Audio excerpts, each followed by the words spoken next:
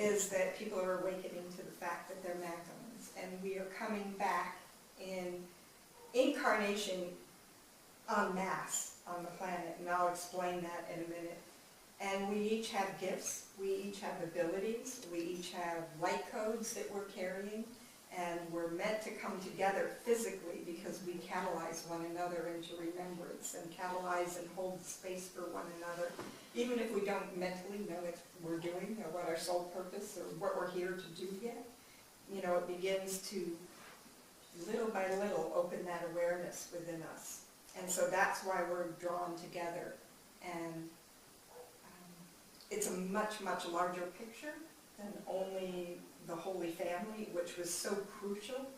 And we are the future incarnated selves of those people that we read about in the iBooks 2,000 years ago, or in ancient Egypt, or in Atlantis. We've come back now to awaken and remember who we are and what we're here to do. So any questions so far, or anything you want to ask or know before I go on? You mentioned about the, it seemed like you said realm, like the Magdalene is not just humans, beings, people, but also a place. Yeah, I haven't seen it. It's kind of like I saw like, kind of like if you were to layer different flavors of ice cream, you know, in a Sunday class. It was kind of as you rise in vibration, there was this magenta layer, and, you know, the Magdalenes kind of gave me a sense that everybody passes through that layer, and in a sense becomes refined in their beingness. It's a degree of refining and purity. That's the best way I can describe it. That's sort of what I was showing. Does that make sense? Yeah, definitely. Yeah. Yes? So may I ask what prompted you or, you know, what inspired you to take on this path? Well, I'll tell you the story a bit. Total bizarre synchronicity engineered by the other side. I was always looking for something, you know, I did feel like I belonged, and, you know, I would go to channels and groups, and, you know, I thought, oh, wow, you know, see if this feels right, or I get in, and it just wouldn't. What really got me together, and this is in, I tell the whole story in my Soulweaving book, and I tell a brief version in my Twin Flame Union book. We were at a dialogue, my friend and I, a couple friends and I, in January of 1981 in Boston. And Ramtha had been talking about how homeless people, or bums, were some of the most enlightened people on the planet because they didn't live by the rules. And we went to lunch, we came back, we were told Jay-Z was doing readings to come back in a couple hours. So we went into the Boston Common with our tea, and there's this homeless guy on the bench. I had this whole experience, 45-minute experience. I don't talk to homeless people, but I mean, there was something about him, but it didn't make sense because he looked like a kid who rubbed charcoal on his body. You know, my heart and soul are doing flips in my chest. I'm going, who is this? Is this my soulmate? I mean, I've never had a reaction to a person like that. And this is this bum, right? I'm going, something's wrong with this picture. And then I'm squinting because my peripheral vision, the light was so bright, I couldn't see straight. And he was nuts. He's like talking total nonsense. You know, he's looking all around. I find myself talking to this guy because he was talking about some object in the sky. And I said, what object? And he turns to me and like zeroed right through me.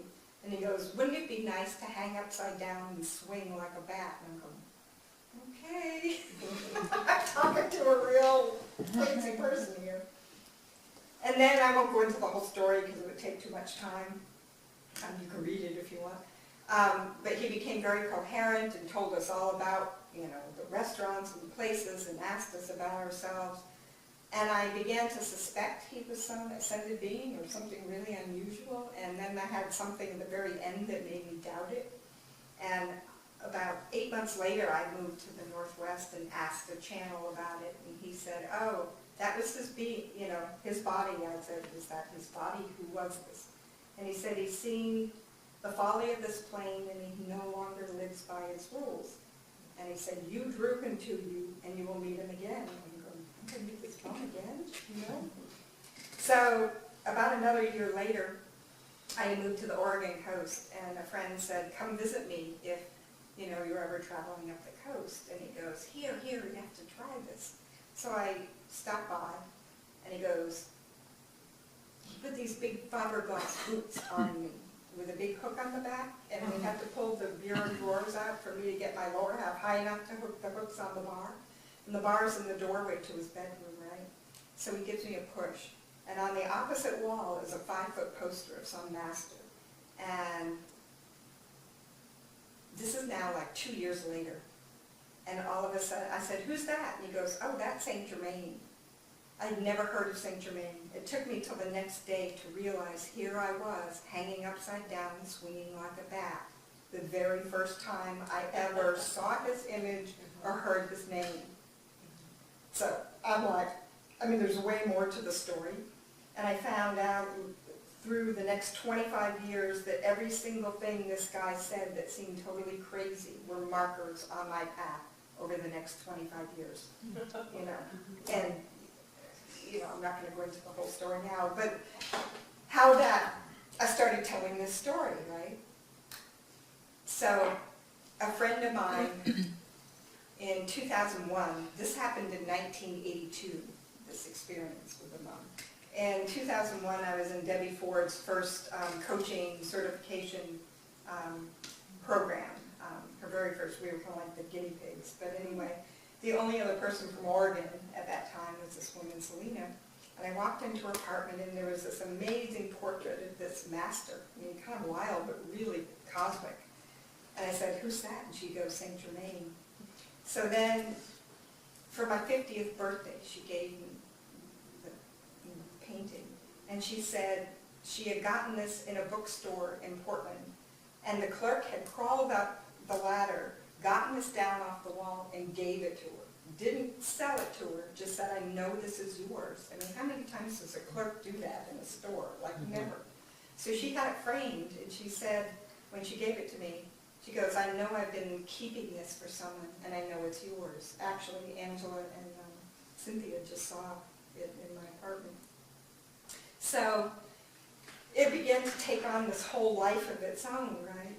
So I was not the least bit interested in Christianity. I had ditched Catholicism when I left to go to college because it just didn't resonate with me. And I'm going, where's the real work? I didn't see any real work being done, by people, and so it just didn't resonate.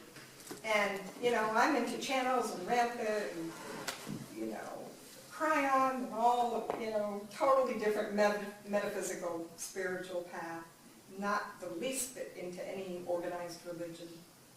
So I was at an advanced DNA healing workshop in 2004, and Margaret Ruby stood up, who was the head of the school, and said, I just finished the best book I've read in years, called On a Grandmother of Jesus. And I remember thinking, not exactly my subject matter, but if she's so passionate about this, I better go check it out.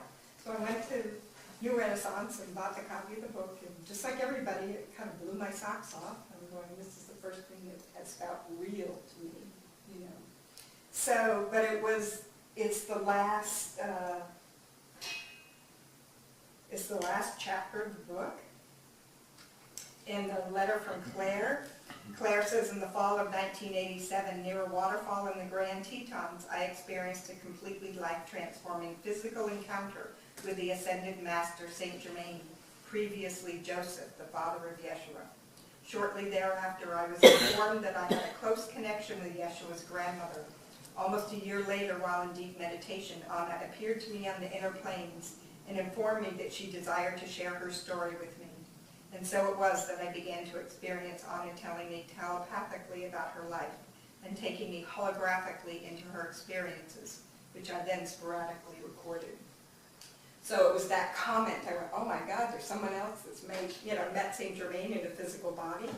I had heard many people, where he had been in a meditation or whatever, but I'd never come across anyone. I'm sure there were people, but, you know, I hadn't come across them.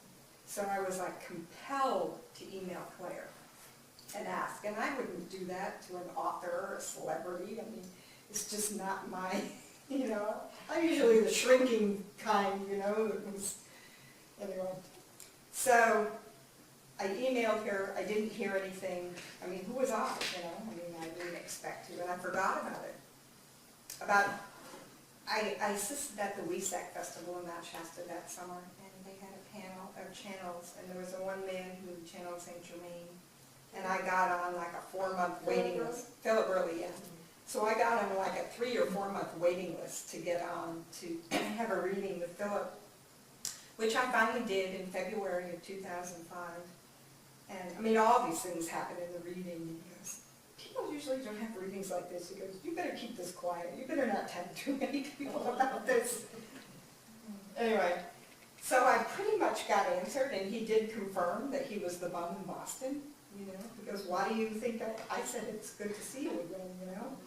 So I pretty much got what I wanted to know. And then out of the blue, I get an email from Claire Heartsong saying she had a reading, a cancellation for a reading with Anna, and for March 8th, and did I want to take that reading? I mean, I was always on the edge financially, and I thought, you know, I've just done this reading. I don't know if I could do this. I got what I needed to know, and I didn't know what to do. And then I forgot about it, and I never got back to Claire.